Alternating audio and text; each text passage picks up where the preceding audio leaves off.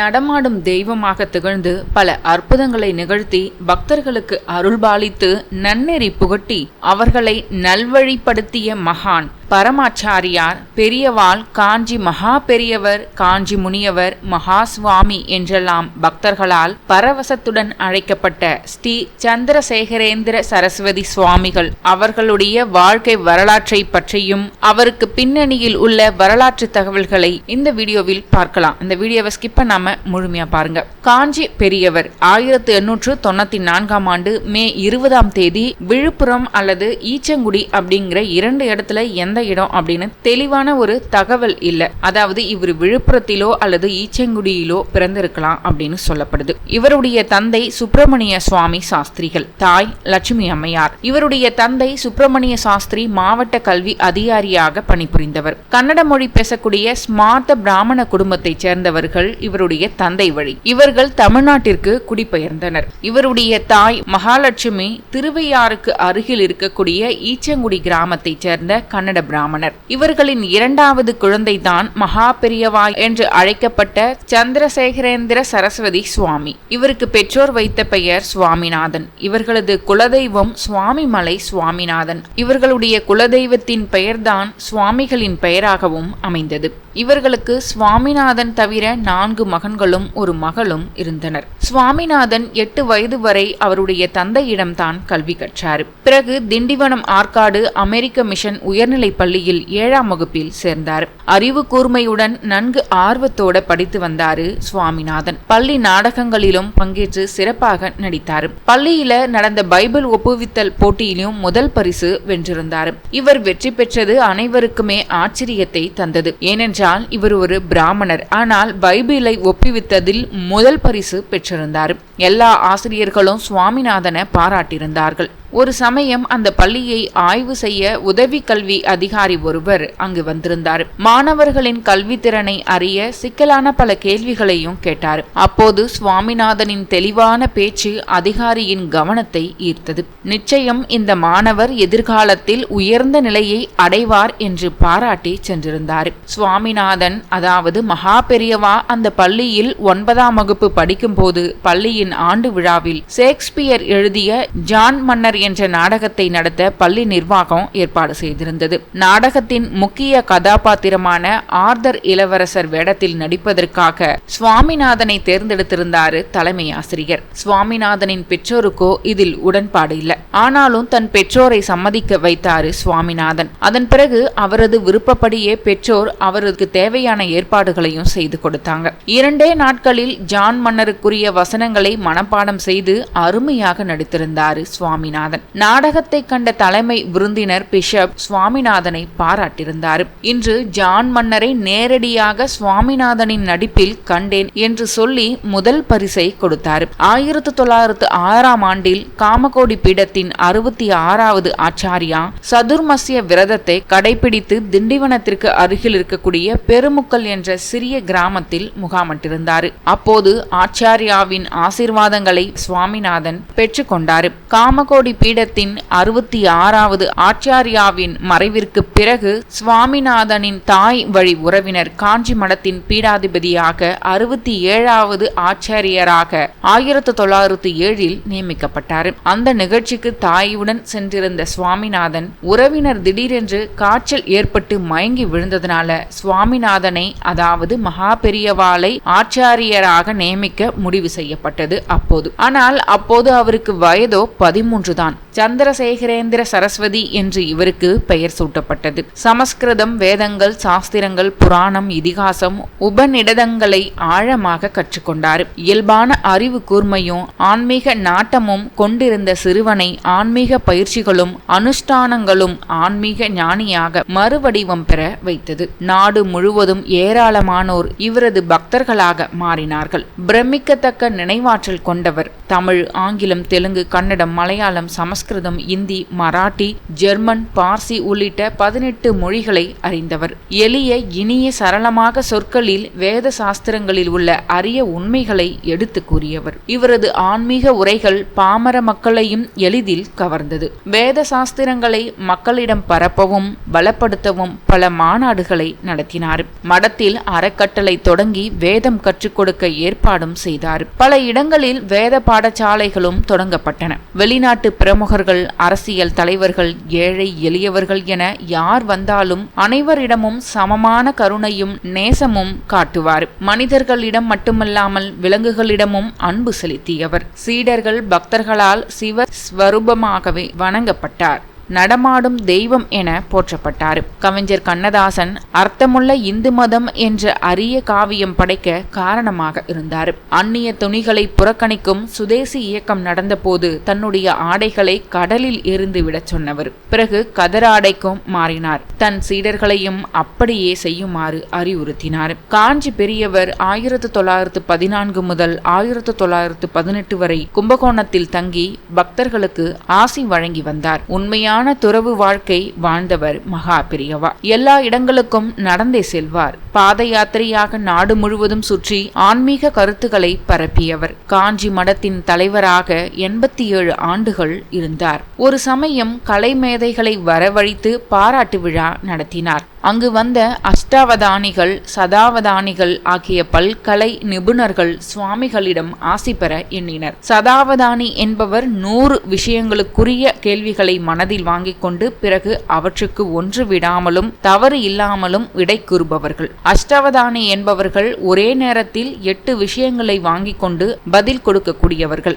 இவர்கள் பல மொழிகளிலும் கவிதை இயற்றும் திறன் படைத்தவர்களாக இருக்கக்கூடியவர்கள். சுவாமிகள் தலைமையில் இத்தகைய சிறப்பு போட்டி ஒன்றுக்கு ஏற்பாடு செய்யப்பட்டிருந்தது. அந்த போட்டியில் கலந்து கொள்ள மூத்த சதாவதானி ஒருவர் வந்திருந்தார். அவர் தன்னுடைய செயல் திறமையினை சுவாமிகளிடம் எடுத்து சொன்னதோடு மட்டுமில்லாம யாரும் தன்னோடு போட்டியிட்டு வெற்றி பெற முடியாது என்று கர்வத்தோட சொல்லிக்கிட்டாரு. போட்டி துவங்கும் முன் சுவாமிகள் ஒருவரை அழைத்து சதாவதானியிடம் கேட்கும் போட்டிக்குரிய கேள்விகளை தனக்கும் பரீட்சையாக வைக்கும்படி சொல்றாரு. பதில்களை சதாவதானி கூறும்போதே சுவாமிகளின் பதில்களும் வாசிக்கப்பட்டு வந்தது. இருவர் சொன்ன விடைகளும் ஒன்றாக இருப்பதைக் கண்டு சதாவதானி ஆச்சரியப்பட்டார். அப்போது மகா பெரியவாளின் பாதங்களில் விழுந்து தன்னை மன்னிக்கும்படி வேண்டினார். அதன் பின் மகா பெரியவா அவருக்கு பொன்னாடை போர்த்தி ஆசி வழங்கினார். அந்த காலத்தில் சர்க்கஸ் கம்பெனி நடத்திய பேராசிரியர் ராமமூர்த்தி யோக கலையில நிபுணராக இருந்து வந்தார்.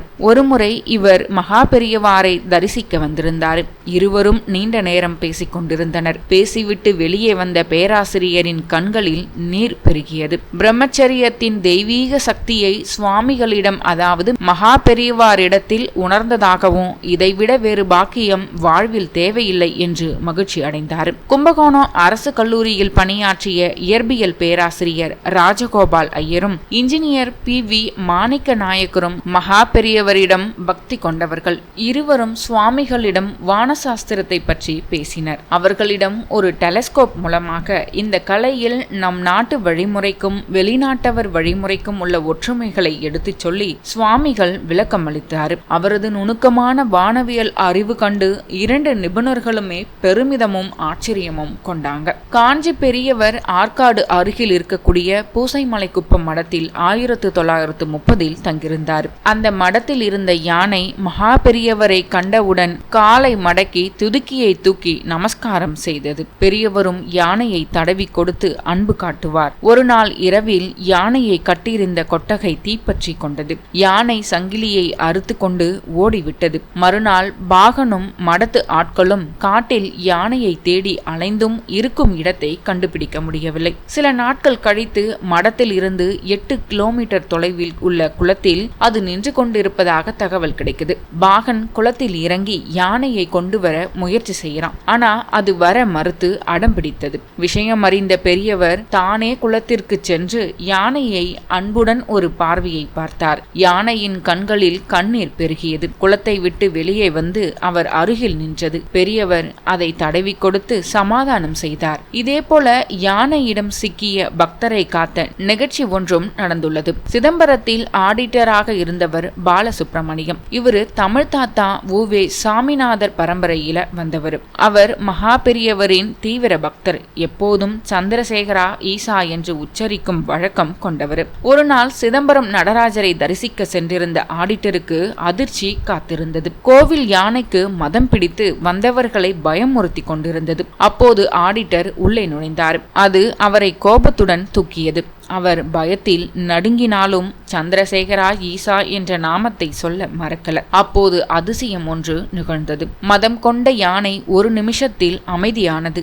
ஆடிட்டரை கீழே இறக்கி விட்டுவிட்டு பாகனுடைய கட்டுப்பாட்டுக்குள் வந்து மண்டியிட்டது. பக்தர்கள் இதை பார்த்து அதிசயப்பட்டார்கள். சுவாமிகளின் மீது நாய்க்கும் கூட பக்தி உண்டு. 1927 மடத்தில் நாய் ஒன்று வளர்ந்து வந்தது. மடத்து பொருட்களையும் கால்நடைகளையும் பாதுகாத்து வந்தது. சுவாமிகள் ஒவ்வொரு நாளும் நாய்க்கு ஆகாரம் கொடுத்தாகிவிட்டதா என்று அக்கறையாய் விசாரிப்பாராம். அவரை கண்டவுடன் அது சுற்றி வரும். ஒருமுறை சிறுவன் ஒருவன் அந்த நாயை கல்லால் அடித்து துன்புறுத்தினானாம். அதற்கு பின் அது பார்ப்பவர்களை எல்லாம் கடிக்க ஆரம்பித்தது. இதன் காரணமாக மடத்து அதிகாரிகள் நாயை 40 கிலோமீட்டர் தூரத்தில் இருக்கும் கிராமத்தில் கொண்டு விட்டுவிட்டு வந்துவிட்டனர். மகா பெரியவருக்கு இந்த விஷயம் தெரியாது. ஆனால் நாயை விட்டு வந்தவர்கள் மடத்திற்கு வருவதற்கு முன் நாய் மடத்திற்கு வந்துவிட்டது. மடத்து ஆட்களிடம் நாய் வந்து விட்டதா என்று கேட்டாரு பெரியவர்.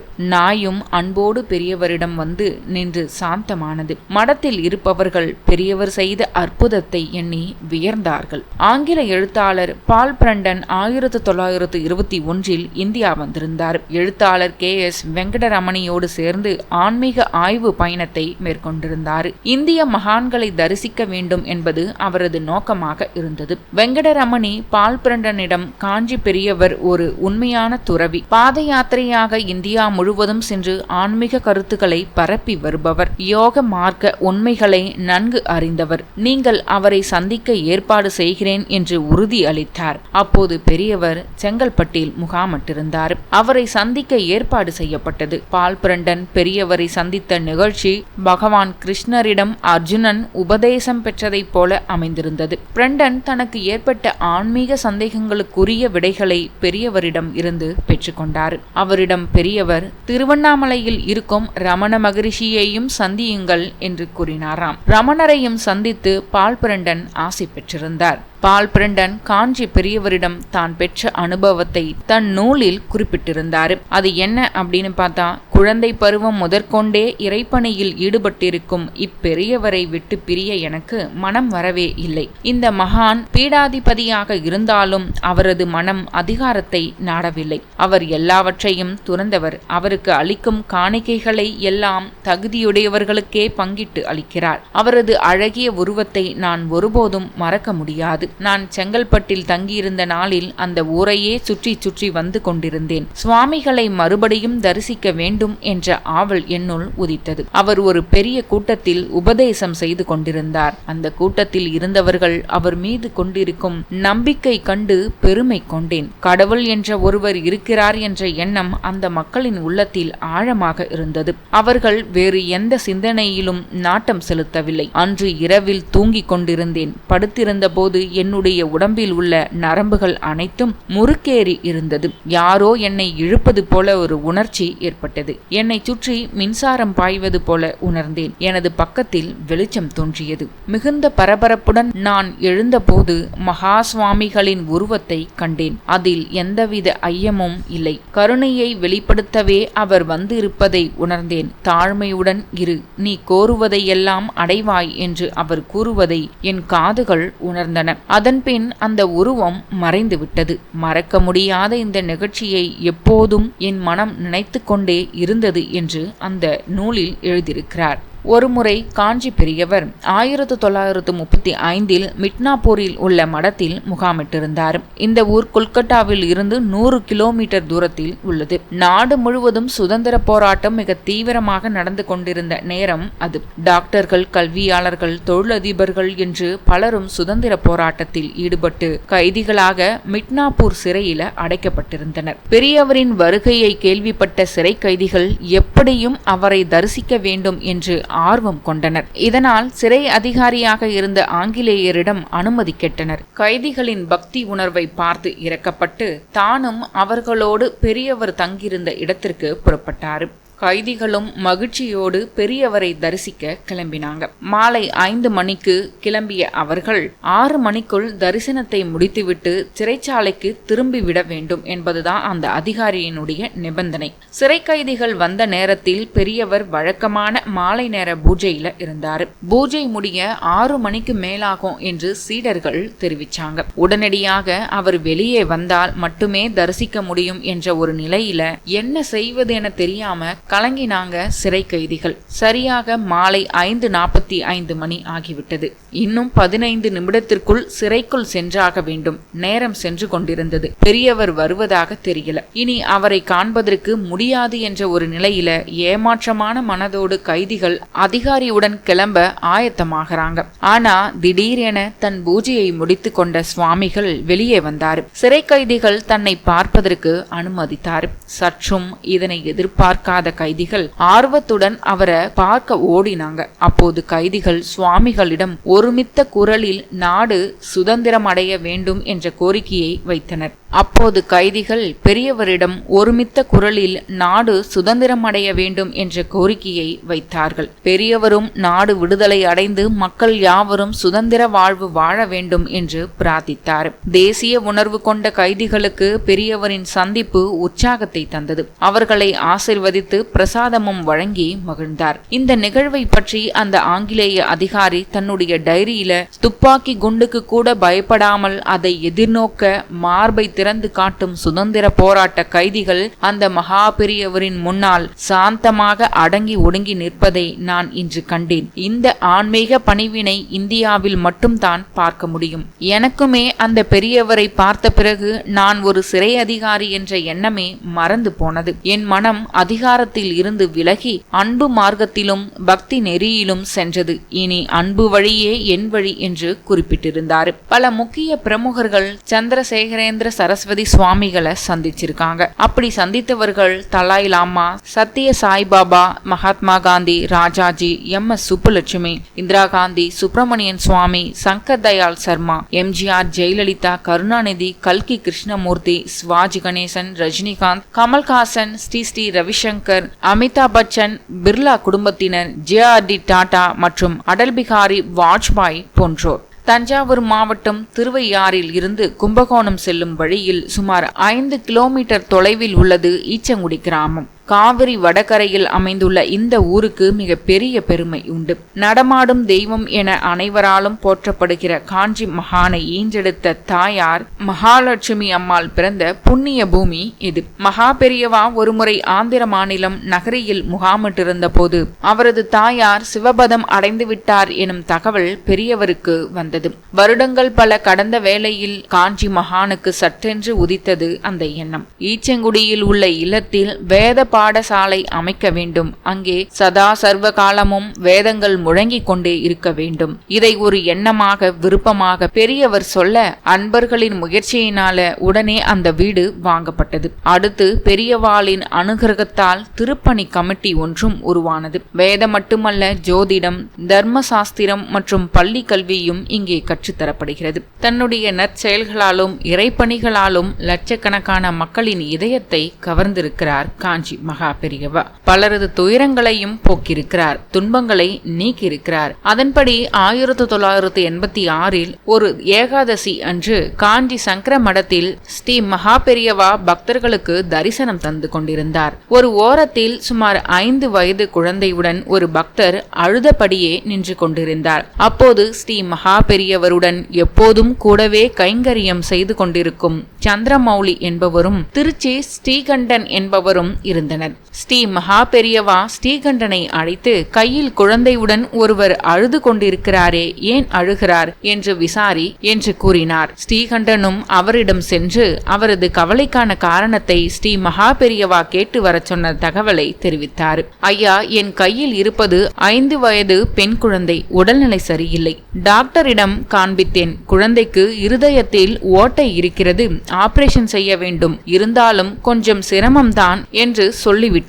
ஆபரேஷனுக்கு தேதியும் குறித்தாகிவிட்டது. நம் பெரியவரிடம் குழந்தையை காண்பித்து அவரிடம் சரணாகதி அடைந்து விட்டால் குழந்தை குணமாகிவிடும் என நம்பி வந்துள்ளேன். ஒருவேளை என் குழந்தைக்கு ஆபத்து என்றால் ஆபரேஷன் செய்து அது இறப்பதை விட பெரியவரின் பாதார விந்தங்களை அது அடையட்டுமே என கருதுகிறேன் என்று கூறியுள்ளார். இந்த விஷயத்தை ஸ்ரீகண்டன் ஸ்ரீ மகா பெரியவரிடம் தெரிவித்துள்ளார். ஸ்ரீ மகா பெரியவா உடனே குழந்தையை கொண்டு வரும்படி சொன்னாராம். அதை ஆசிர்வதித்திருக்கிறார். அருகில் இருந்த சந்திரமௌலியிடம் ஒரு மாம்பழத்தை கொடுத்து, இதில் சிறு துண்டை நறுக்கி குழந்தைக்கு கொடுக்க சொல், சரியாகிவிடும், ஆபரேஷன் தேவை இருக்காது என்று சொல்லி அந்த பக்தரை ஊருக்கு அனுப்பியிருக்கிறார். அதற்கு பிறகு தன்னுடைய குழந்தையை டாக்டர் குறிப்பிட்ட அந்த நாளில் அழைத்து சென்றிருக்கிறார் குழந்தையினுடைய தந்தை. டாக்டர்கள் குழந்தையை பரிசோதித்த போது ஆச்சரியம் அடைந்திருக்கிறார்கள். இருதயத்தில் ஓட்டையா, இந்த குழந்தைக்கா இல்லையே அப்படின்னு சொல்லியிருக்காங்க. அன்று இருந்த துவாரம் இன்று மறைந்தது எப்படி என்று குழந்தையின் தந்தையிடம் கேட்டிருக்கிறார்கள். அந்த குழந்தையின் தந்தை சொன்னதை கேட்டு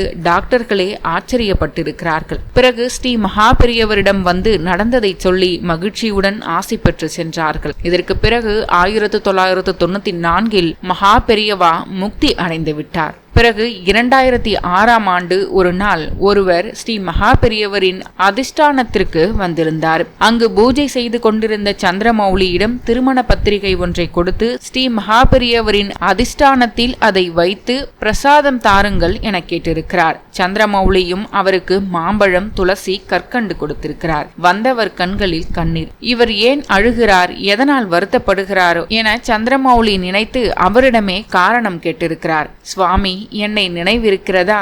20 ஆண்டுகளுக்கு முன் உங்களிடம்தான் ஸ்ரீ மகா பெரியவா ஒரு மாம்பழத்தை கொடுத்து இருதய நோயால் பாதிக்கப்பட்ட என் மகளுக்கு கொடுக்க சொல்லி குணமாக்கினார். அந்த குழந்தைக்குத்தான் இப்போது திருமணம். என்றும் அதே போல மாம்பழத்தை நீங்கள் தருகிறீர்கள். இதை மகா பெரியவா மீண்டும் உங்கள் மூலம் தரும் பிரசாதம் என்றே நினைக்கிறேன். குழந்தையை ஆசிர்வதியுங்கள் என்றாராம். நடமாடும் தெய்வமாய் விளங்கிய காஞ்சி மகா சுவாமிகள் 100 ஆண்டு காலம் வாழ்ந்து மக்களுக்கும் மகேசனுக்கும் தொண்டாற்றியவர் என்பது குறிப்பிடத்தக்கது.